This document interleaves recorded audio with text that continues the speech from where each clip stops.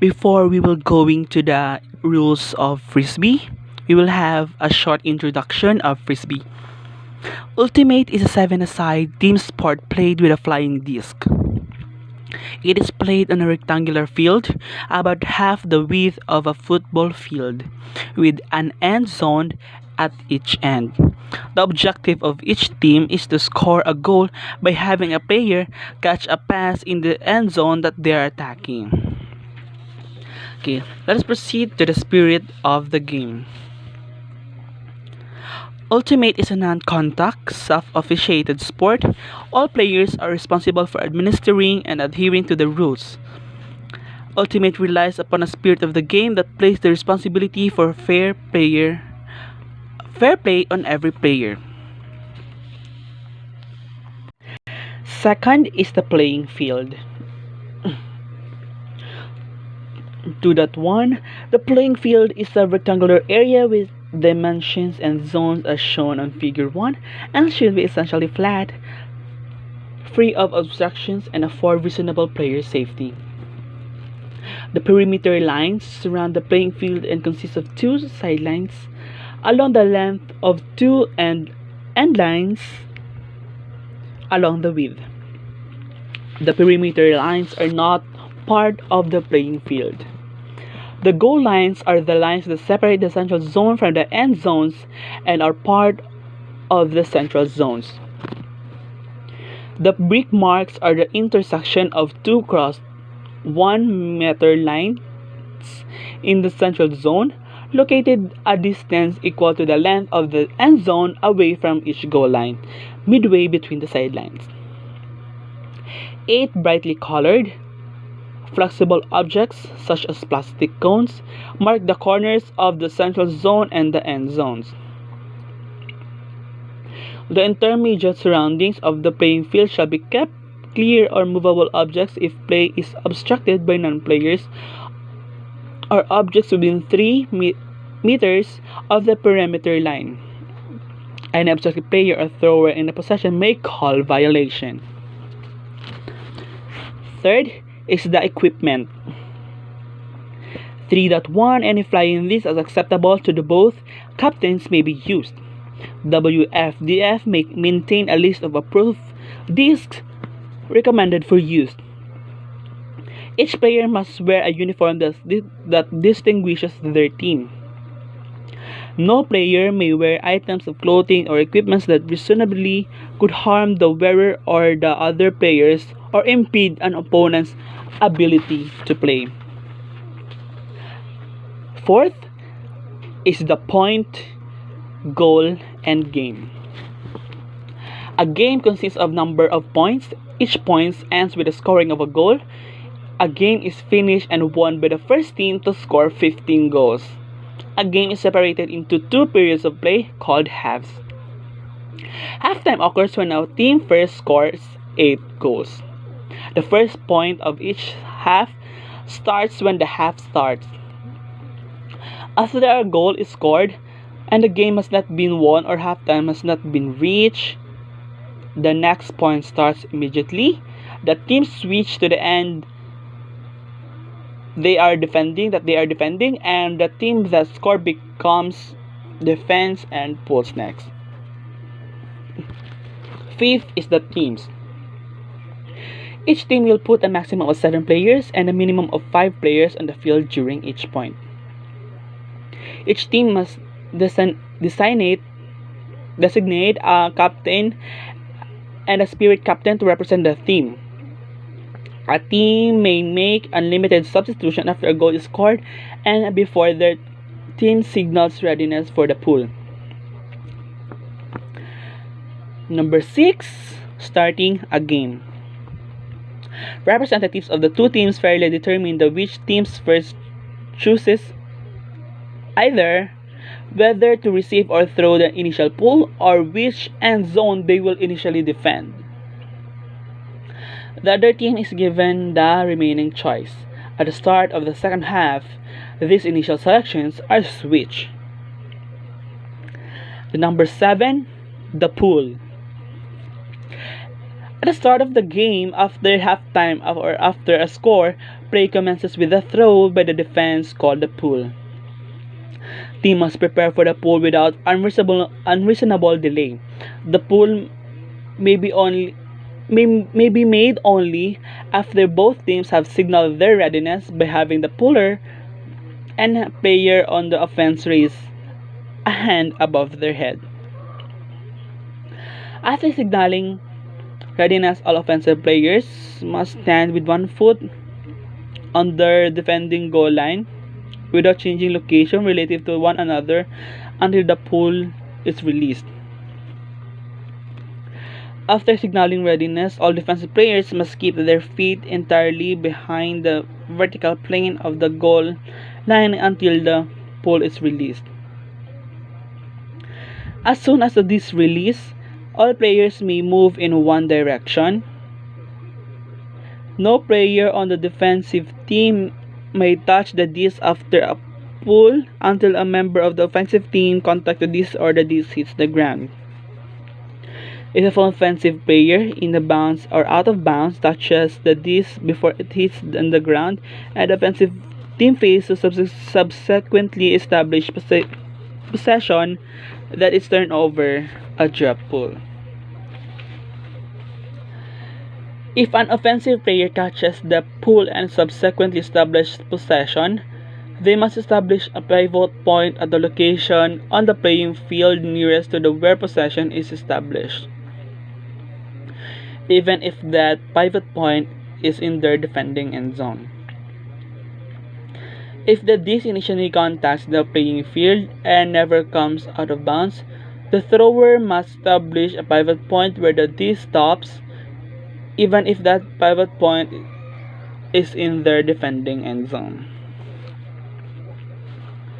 If the disc contacts the out of bounds area without the first touching the player of the field or offensive player, the thrower may establish a pivot point either at the brick marked closest to their defending end zone or at the location of the central zone closest to the where the disc went out of bounds. Number 8. The state of play. Not occupied by any opposing player is provided that they do not initiate contact in taking such a position and are not moving in a reckless or dangerously aggressive manner. The player who initiates contact is deemed to the player who arrived at the point of contact after the opponent had already established a legitimate position at the point, adjusted their movements in a way that created unavoidable contact with an opponent moving in a legal manner, when taking into account all players' established position, speed, and direction. Some minor contact may occur as two or more players to move towards a single point simultaneously. Minor contact should be minimized, but it is not considered a foul. Players may not use their arms or legs to obstruct the movement of opposing players. No player may physically assist the movement of another player, nor use an item of equipment to object assist in conducting the disc. 13. The turnovers. The turnover that transfer possession of the disc from one team to another occurs when the disc contacts the ground while it's not in the possession of an offensive player.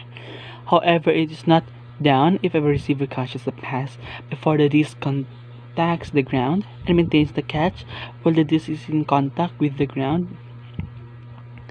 A defensive player establishes possession of a pass, an interception, at the disc becomes out of bounds, or during the pull, the offense touches the disc before it hits the ground and subsequently fails to establish possession of the disc. If a player determines the turnover has occurred, they must make the appropriate call immediately. If the opposition disagrees, they may call contest and play must stop. If after the discussion players cannot agree or it is unclear what occurred in the play, the disc must be returned to the last non-disputed thrower.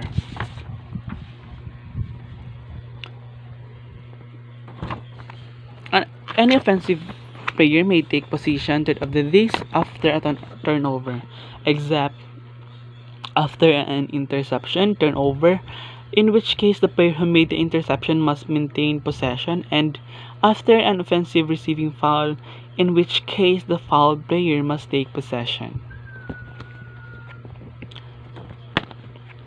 If the turnover location is out of bounds, or these touch an out of bounds area after the turnover occurred, to the nearest to where the disc went out of bounds.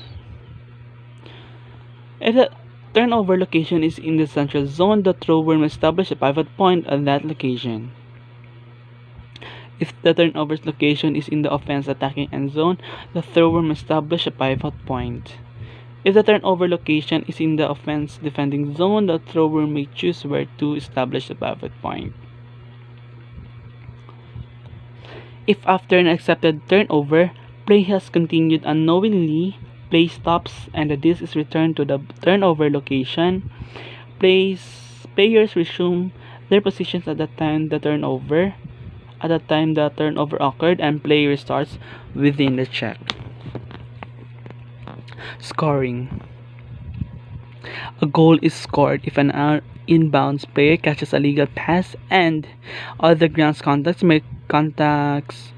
are entirely within their attacking end zone, and for an airborne player, all of the first simultaneous points of the ground contacts after catching the disc are entirely within their attacking end zone, and they subsequently establish possession of the disc and maintain the catch throughout all ground contact related to the catch. If a player in possession of the disc ends up with their selected pivot point behind the attacking goal line without scoring a goal according to 4.1, the player must establish a pivot point at the nearest location of the goal line. 15. Calling fouls, infractions, and violations. A breach of the rules regarding a marking or travel breach is an infraction. Infractions do not stop play. Every other breach of the rules is a violation. Only the player fouled may claim a foul by calling foul. An opposing player may claim a violation by calling the specific name of the violation or violation, unless specified otherwise by the particular rule. Calls must be made immediately after the breach is recognized. If the player against whom the foul, infraction, or violation has been called disagrees that it occurred or does not think it is a correct call, they may call contest. If a player making call subsequently determines that their call was incorrect, they can retract the call by calling retracted. The stall count resumes if an accepted breach has been caused by that player. Players are encouraged to use the WFDF hand signals to communicate all calls. 16. Continuation after a call. Whenever a foul or violation call is made, or a player attempts to stop play in any way, play stops immediately and no turnover is possible. If a foul or violation is called against the thrower and the thrower attempts a pass, or is called by the thrower during the act of throwing, or is called or occurs when the disc is in the air, then play continues until possession has been established. Once possession has been established, if the team that called the foul violation retains possession as a result of the pass in the play stands, play can continue without a stoppage. If the player who made the foul violation call makes play and a call as soon as possible. Regardless of when call is made, if the players involved from both teams agree that the event or call did not affect the outcome, the play stands. The rule is not superseded by any other rule. 17. Fouls. Dangerous play. Actions demonstrating reckless disregard for the safety of fellow players or posing significant risk of injury to fellow players or other dangerous aggressive behaviors are considered dangerous play. Next is receiving fouls. A receiving foul occurs when a player initiates a non-minor contact with an opponent before, while, or directly after either makes play on the disc. 17.3 Strip fouls. A strip fouls occurs when opponent fouls a player and that causes the player to drop a disc they caught or to lose possession of the disc. If the reception would have otherwise been a goal and the foul is accepted, a goal is rewarded. Blocking fouls. A blocking foul occurs when a player takes position that an opponent moving in a legal manner will be unable to avoid taking into the account of the opponent's expected position based on their established speed and direction. Next is the force out foul. Force out foul occurs when a receiver is in the process of establishing possession of the disc and is fouled by a defensive player before establishing possession and the contact causes the receiver. Next is defensive throwing or marking fouls. A defensive throwing foul occurs when a defensive player is illegally positioned and there is non-minor contact between the illegally positioned defensive player and the thrower, or a defensive player initiates non-minor contact with the thrower. If a defensive throwing foul occurs prior to the thrower releasing the disc and not during the throwing motion, the thrower may choose to call a contact infraction by calling contact. After a contact infraction that is not contested, play does not stop and the marker must resume the stall count at 1. Next, offensive throwing fouls. Offensive throwing foul occurs when the thrower is solely responsible for initiating non-minor contact with the defensive player who is in a legal position.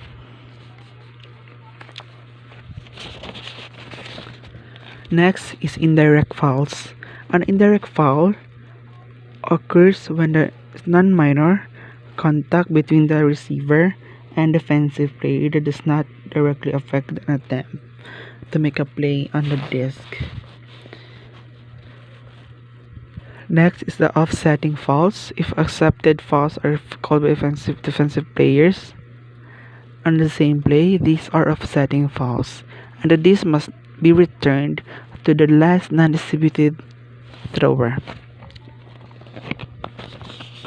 Next is the infractions and violations. Marking infractions. Marking infractions include the following: fast count, the marker, start or continues the count illegally, straddle, a line between a defensive player's feet comes within the 1 disc diameter of the thrower's pivot point, disc space, any part of the defensive player is less than a 1 disc diameter away from the torso of the thrower. However, this situation is caused solely by the movement of the thrower. It is not an infraction. Wrapping. A line between a defensive player's hands or arms comes within 1 disc diameter of the thrower's torso or any part of the defensive player's body, just above the thrower's pivot point. Double team. A defensive player other than the marker is within 3 meters of the thrower's pivot point without also guarding another offensive player. However, merely running across this area is not a double team. Vision. A defensive player uses any part of the bar to intentionally obstruct the thrower's vision. The marker may not resume counting until any illegal position has been corrected. To do otherwise is subsequent marking infraction. Travel infractions. The thrower may attempt a pass at any time as long as they are entirely in bounds or have established an in bounds pivot point.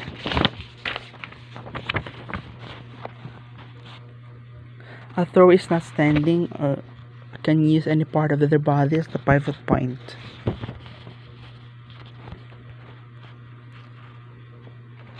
Pick violations. If a defensive player is guarding an offensive player and they are prevented from moving towards player by another player, the defensive player may call pick. 19. The safety stoppages. Injury stoppage. An injury stoppage or injury may be called by the injured player or by any player in the injured player's team. Technical stoppage. Any player who recognizes a condition that endangers player, including if a player has an open or bleeding wound, should call technical stoppage by calling technical or stop. Play must stop immediately. Time. Number 20. Timeouts. The player calling a timeout must form a T with their hands or with one hand, and the disc should call timeout to opposition players. If the thrower attempts to call a timeout while play is live and when their team has no remaining timeouts, play is stopped. The marker must add 2 seconds to the score count they would have started play on before starting the play with a check. If the result is stall count are 10 or above, this is a stall turnover. And that's all is the rules of Frisbee.